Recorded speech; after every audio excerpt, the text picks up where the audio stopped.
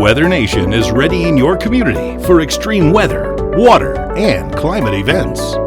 Helping build a weather-ready nation.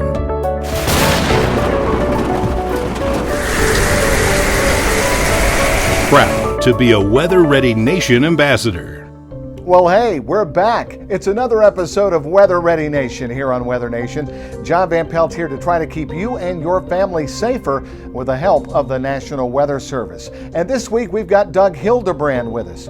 Doug, you know, spring is the normal severe weather peak season in the United States, but as we've seen over the last few weeks, we can get severe thunderstorms and tornadoes even in the deep of winter too.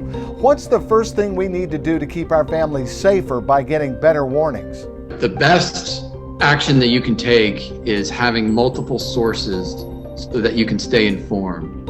And not only multiple sources, but having different technologies of those sources. So you're not just relying on a cell tower or your Wi-Fi, but you have different types of technology, say including the TV, the radio, and a NOAA weather radio. And once we've got our alerts and warning solutions taken care of, what's the next thing we need to do to get the family prepared for severe weather? So once you stay informed and you have that alert capability, you need to know where your safe place is.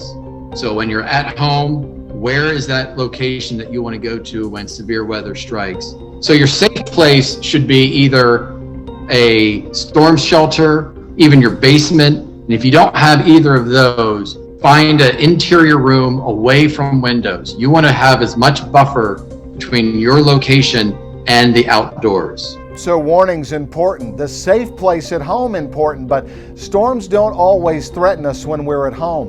What do we need to do to be prepared when we're away? So tornadoes don't just hit conveniently when we're at home. So you have to do a few things. Number one, it's always good to plan for your day.